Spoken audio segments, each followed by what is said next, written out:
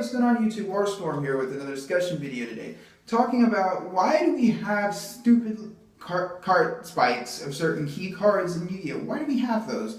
So, I got this because the other day I was watching Mega Capital G's videos and he said, why do we need a YCS to justify a deck or not? And me personally, I don't. I was one of those people who saying, people were saying Shaddolls were being power creeped, and it wasn't so much that, it's that people just weren't playing them. There are certain people who play a lot of, who are in the meta, who switch from deck to deck, just because it's new. There's nothing wrong with that. But again, it's just the way it is. So I wanted to talk a little bit about a couple of examples of random price spikes. So after YCS Charleston, a guy went undefeated in Swiss with Volcanics. Instantly, Laval Chain spiked to $200 for a day. We had Ultimate Rare Volcanic Shells were like $25 to $40. Rockets, high rarity rockets went up. Royal Veil Guards, I think it's Royal Firestorm Guards went up. It was insane, just the massive price spikes just from, we had $100 Laval Chains, and it was absolutely insane. Now, it would have been understandable if Necros come out and Necros need Laval Chain, it would be understandable, but it's kind of crazy that we have stupid spikes like that. Another example was that when the Secret Fort recently is that, as I mentioned in a previous video, Evil Swarm Ouroboros has gone up to $20 from like 8 to 20, which isn't as big of a spike, but I think it's just simply because the Star Seraphs are coming out, people are getting it. Another silly price spike was when the Secret Force is released, which this tends to happen every time we have certain new archetypes and cards come out. Yosendus and Ritual Beasts were fairly budget, but for some reason, the E-Tele, or Emergency Teleport, and Lightning Chidori spiked to $30 a piece, which recently they finally started to fall, but the fact that one E-Tele could probably cost more than the entire Ritual Beast core if you had everything you needed. And the same thing goes for Yosendus. It would cost you more, unless you're getting like die box and stuff like that. One copy of Chidori is going to cost you more than the entire core, and that's just crazy. So I have a couple theories about why this happens, and I'm going to talk about it for a minute. First off, I think it could be panic buying.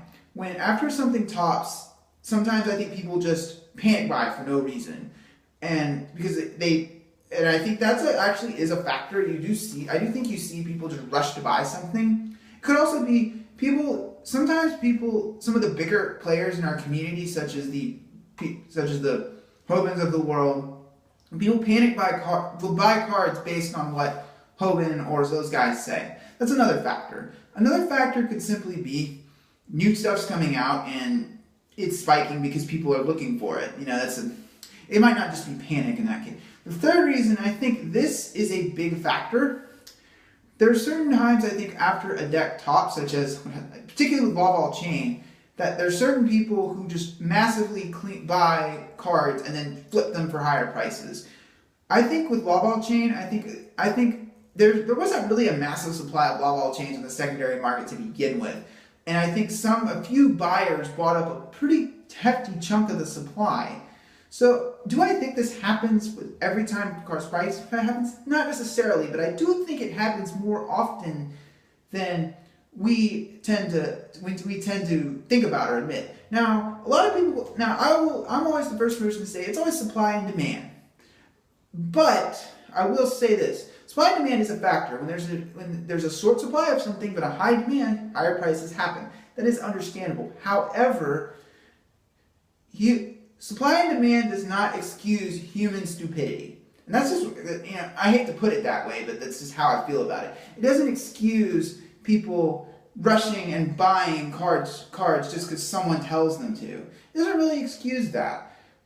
So I feel that regardless of why it happens, I think if Yu-Gi-Oh! Players, what we should do as players to stem this tide of this is just refuse to pay obnoxious prices for cards. I think that's what's happened with Emergency Teleport, how it was $30 and it's going down to $20 because people aren't refusing to pay that obnoxious price. So in summary, I think all three of the things I mentioned are a factor. I do think supply and demand is a thing, but you have to consider that the human psyche is still a factor in the process, and if enough players refuse to pay obnoxious prices for key cards, we won't have these obnoxious prices. So anyway, guys, thank you all for watching the video today. Appreciate it if you watch my videos. Tune in on Tuesdays, Thursdays, and Fridays for more Yu-Gi-Oh content. Also, follow me on Twitch at twitch.tv/Aurastorm43. I will stream Yu-Gi-Oh stuff every Thursday afternoon from 2 to 5 Central Time. So follow me there if you'd like to watch me play Yu-Gi-Oh on Twitch. Also, if you like what you saw from this video, please subscribe. This is Aurastorm signing out.